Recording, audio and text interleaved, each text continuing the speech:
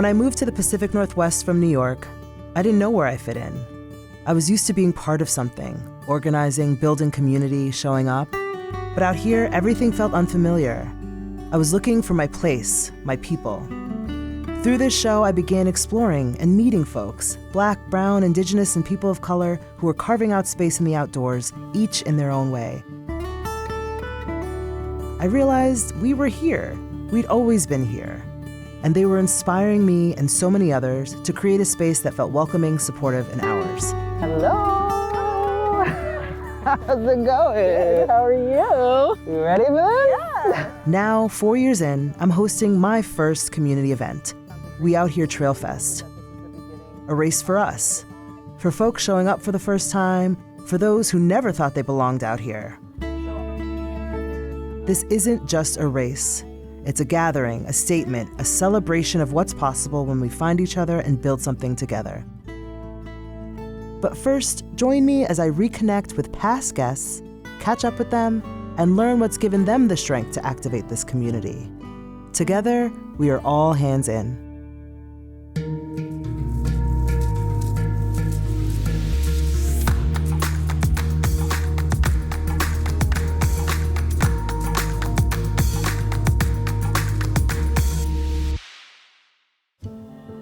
Today, I'm on Vashon Island meeting with Tina Blakey, a snowboarder, an outdoor adventurer, an advocate, and community organizer. I first met Tina last year during my first snowboarding lesson at Crystal Mountain. She's been snowboarding for 25 years. For Tina, snowboarding makes her feel like a kid again. Floating and flying down the mountain gives her so much joy. My name is Tina Blakey, and I am a snowboarder. I am an outdoor adventurer, advocate, and community organizer. When you were doing these things growing up, did you feel like you were the only, or did you see other families like yours outside? So I think I was fortunate, and when I grew up, I was a little naive, and so I didn't really have that awareness that I was the only one.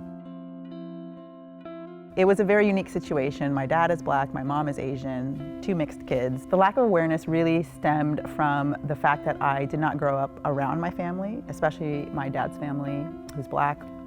The desire to assimilate as a daughter of an immigrant. And now, looking back though, I realize, oh, wow, there wasn't a lot of people that looked like me. I didn't see myself represented in the outdoors when I was growing up. When I started getting into snow sports, which didn't happen till later, and I was fortunate that I had both my brothers, so I wasn't alone.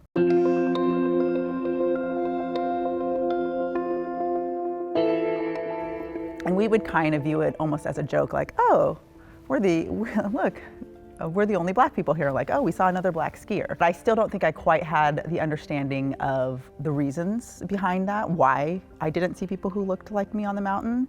I didn't have an understanding that racism can take many forms. It can be covert, it can be microaggressions. Do you feel welcome there? Do you feel like you aren't included and that people want you there? And those are the things that I think get missed often, because you can have all of the resources in the world and have the means to get there and then get in that space and never want to come back because you don't feel welcome. I have to say that is what has prevented me from getting into snow sports. I mean, that and the fact that my parents were both immigrants, so they were like, snow? Like, they came from warm countries. Like, why would you want to do that? But also feeling like I was going to show up, not know what I was doing, not understand the culture, not have community. How have you been working to shift that? So the moment where things really shifted was in January of 2021. I received a scholarship for avalanche certification, and they designated 50% of the spots for women of color. That was the first time. I had been snowboarding for over 2 decades. And that was the first time I had been in a space, in snow sports, with other women of color. Wow. So I knew in that moment that I needed to do more than just participate and enjoy the sport. I needed to bring other people into that space. You can do a nice push, plant, and then just hold until you come to a stop. And I think this is flat enough that you will come to a stop. If you don't, just drop your heel. Okay. It'll stop you. Okay, plant, athletic stance, weight. Hey. Sit on that weight, look where you're going. Look where you're going, yep. Just hold it, just hold it.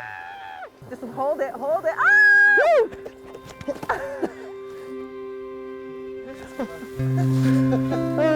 whenever you're ready. You got this. Yes, yes.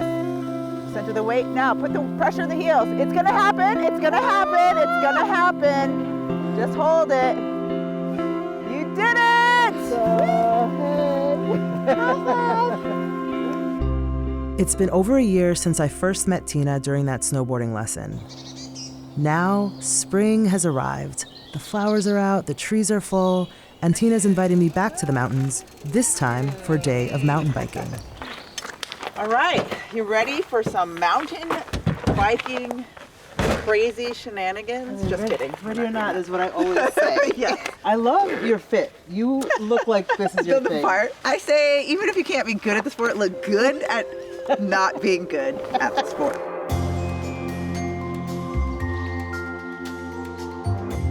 All the things and elements I love about snowboarding translate really well to mountain biking, which is kind of the action element, the action sports element. Just that little bit of adrenaline rush, which I really, really enjoy.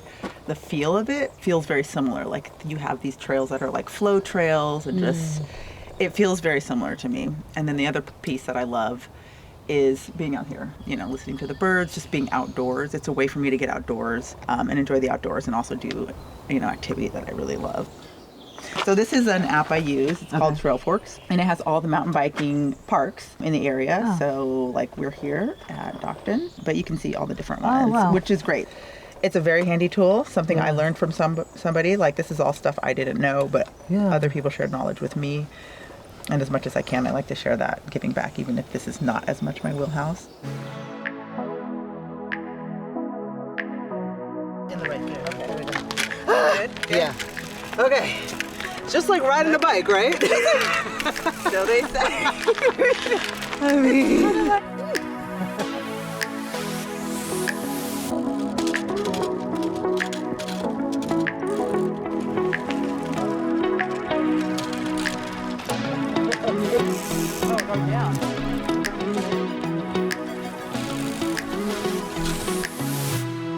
I have been on a mountain bike on and off for a couple decades, but I have not been avid about it.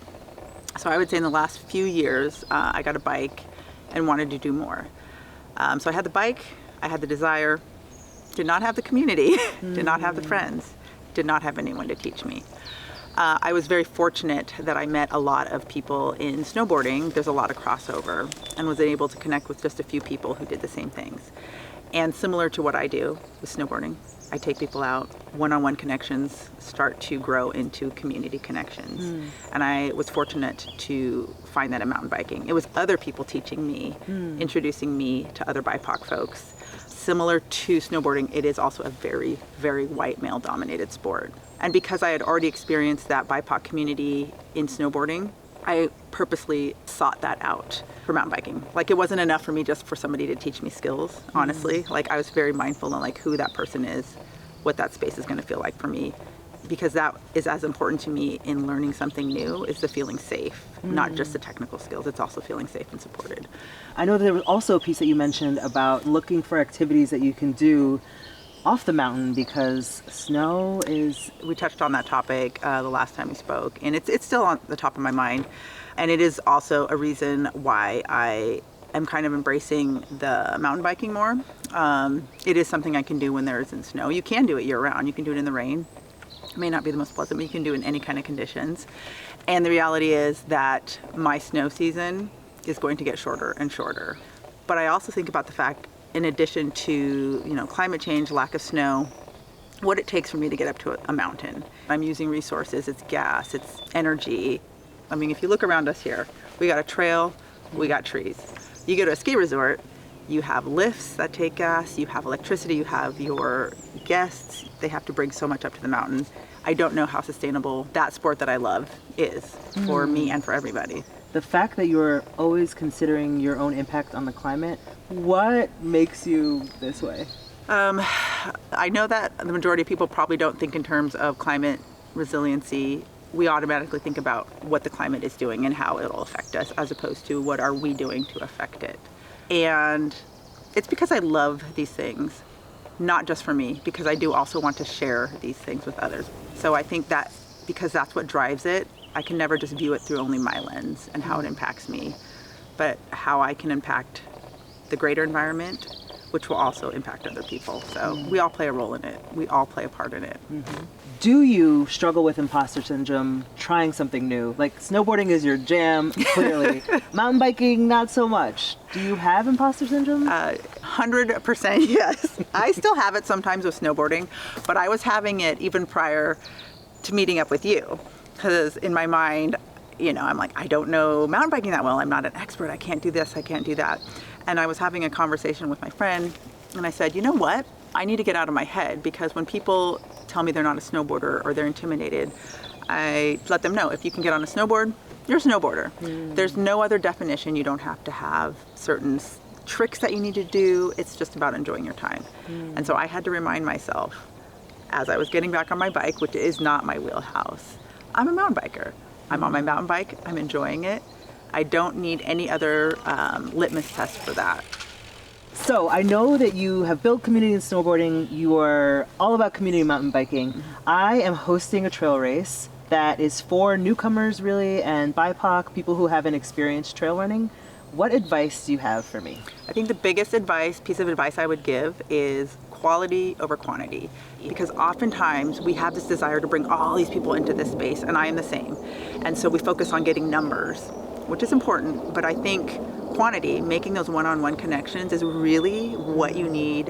It's the grassroots piece of it to build that, because if somebody comes in and has an amazing one-on-one connection, they're going to talk about it with their friends, and they're going to bring them into that. That's really an ego check, right? It's like, it doesn't matter. Yes, it is, because you always feel like, oh, this event didn't have all these people, and I'm trying to create the space, and we want it to happen quickly. We want it to happen, but that's not how community is built, right? It's relationships. It's relationship building is what it is. That's not how community is built. Yeah.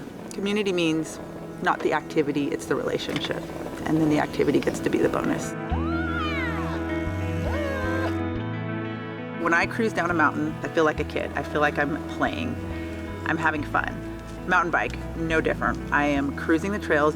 And it reminds me when I first learned to ride that bike, the first time I was able to go on my own, going through the neighborhood with my brother when I was still brave enough to take my hands off the handlebars. I don't do that anymore. But that feeling of just, again, joy. It's joy and just the childlike wonderment too, when you are just having fun and you're not thinking about anything else. Two sports, one in snow, one not, they actually do kind of go really well together. They check off the same boxes, which is a lot of fun. Today, I'm at Carkeek Park to meet up with Armand Lucas and the Urban Woods Initiative, a BIPOC birding group he created. When I first met Armand in 2023, he showed me the ropes of birdwatching around Seward Park. The act of birdwatching was not on my radar.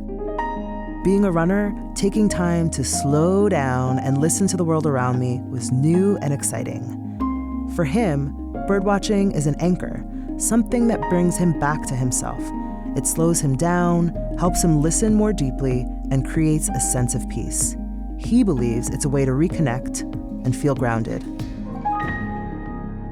I first started birdwatching definitely when my grandfather was always excited about nature. And when I was a kid, he would share a PBS episodes of nature with me.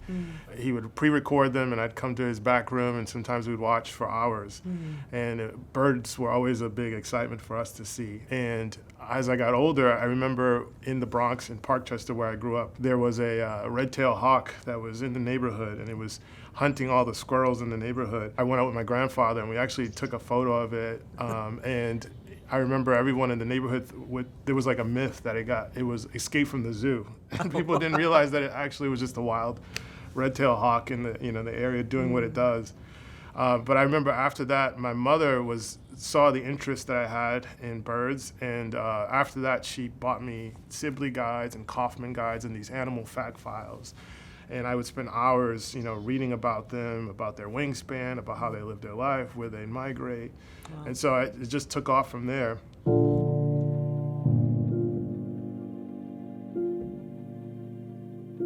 There's a huge bird watching community. There's people are very open about it. When I go out, people are always asking, what did you see? Or sharing what they saw. So it's a really a warm community, so generally. I have to say, this is one of my favorite things about this show, because you're mentioning this birdwatching community that to me feels like it must be underground because I'm so unfamiliar with it, but that's so beautiful. It's like a thriving space. Absolutely. Yeah, birdwatching is one of the largest hobbies in America. Birders are always excited to get more folks into the activity, but what would you say are some of the things that keep people out? There have been many times that I've gone to wild places and bird watching where I've been singled out. There's bad apples out there, people who don't find people of color or black people in a neighborhood as a threat or as a potential, very suspicious. And so I've confronted that several times, going very, earnestly just out bird watching, looking for a specific bird near a neighborhood and finding that people are concerned that I'm there.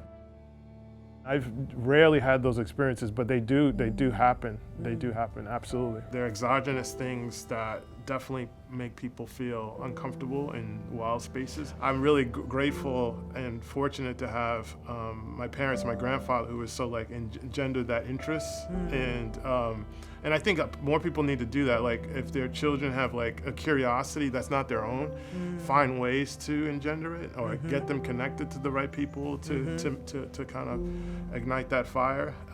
Because I think a lot of, especially kids who grow up in the inner city, don't have that exposure.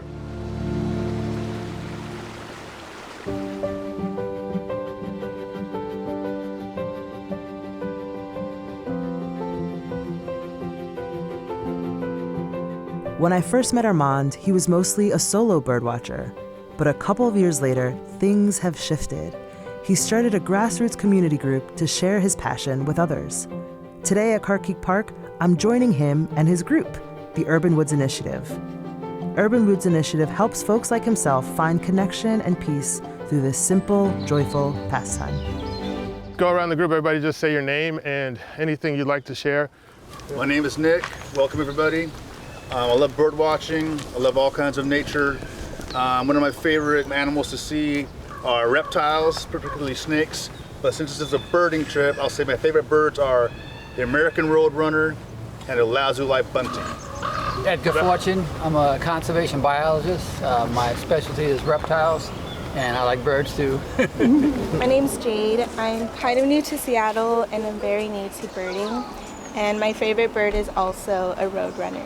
Yes! Yes! Thank you. If anybody needs an extra pair of binoculars, I have some.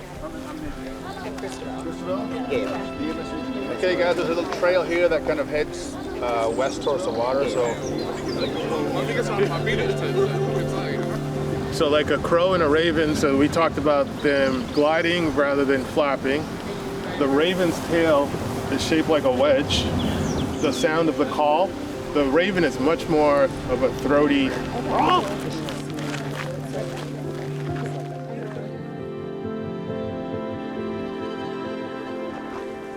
we were here last time when we stopped and looked for a while. He's in that tree and he's got like a little white on his head. We got some kingfisher over here. You see this tree with the 45-degree angle? Yes. White and kind of slate gray, blue, Big beak. with a crest on them. Over here. Wow, and it has like a purplish beak? Or It's a bluish. bluish? Yeah. And they're sexually dimorphic. The males and females look slightly different. When I met you almost 2 years ago, you were a solo birder, and you now have your own group. Tell me, how did you create that? How did we get here? I think it was a lot of inspiration from being on the show on Out and Back.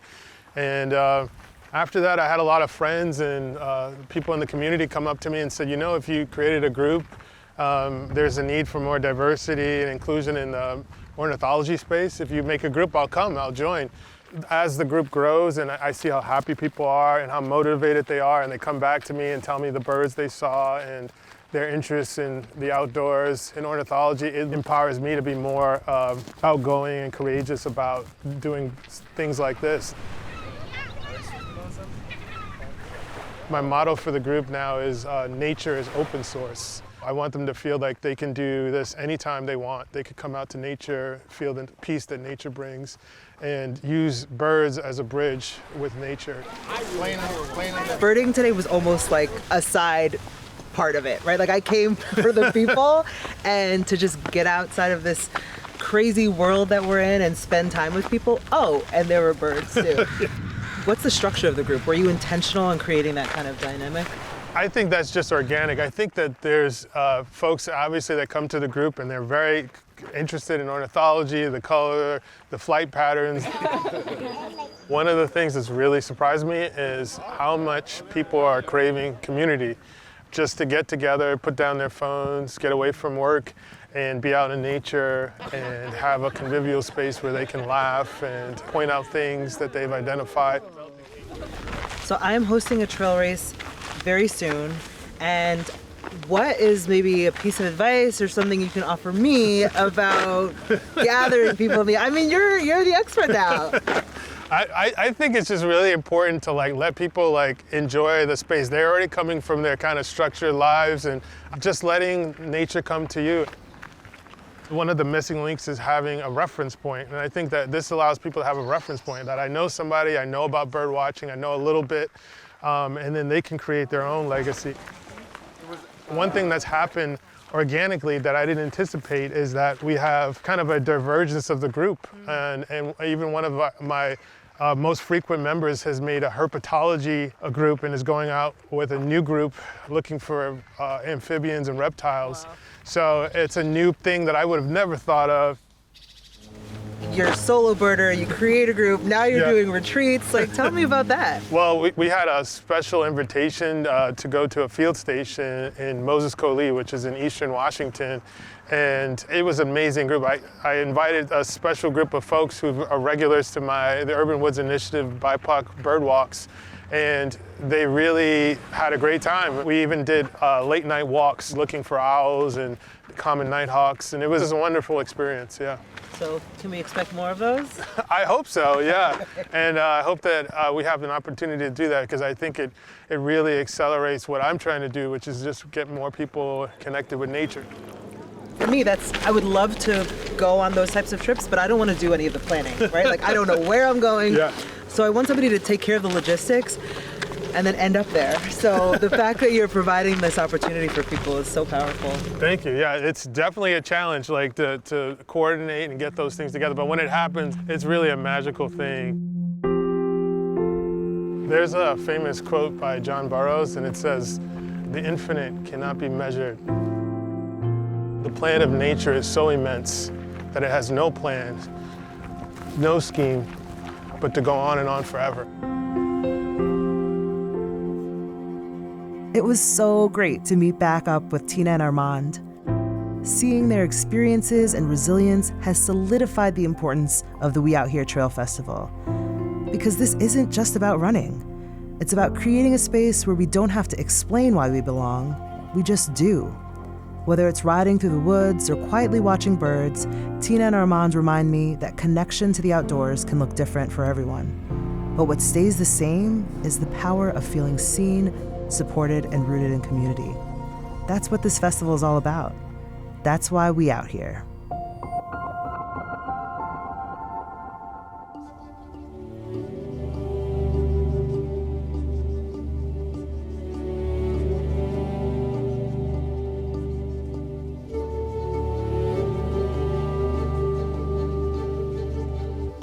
So good to see you.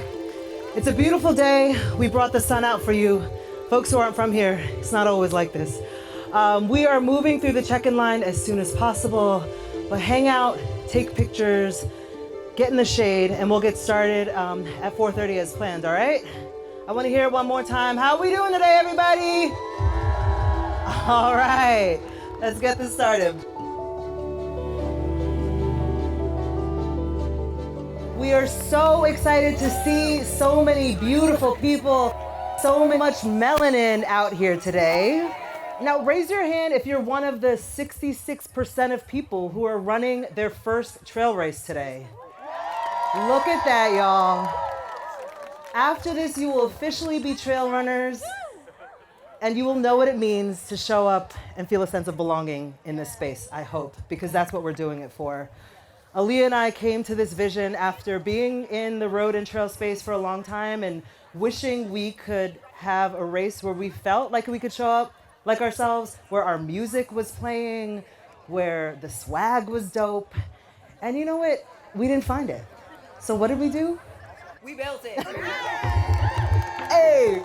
So thank you for believing in our vision. Are we ready, everybody? Are we out here, everybody? Now, I can't start the race like that. Are we ready, everybody? Are we out here, everybody? All right, here we go. On your mark. Set, Go!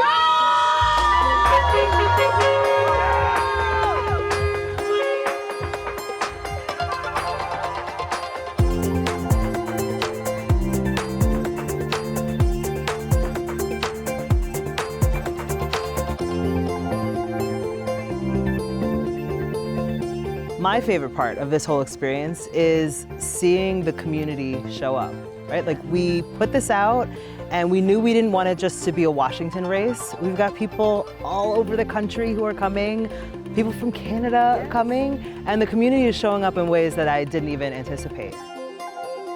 After today, we take away what we learned and see how we can make it better and make a bigger impact. Whether that's here in Washington, taking it global, maybe we pop up in some different states, maybe New York, maybe Ohio. One thing is for sure, we out here. We are out here.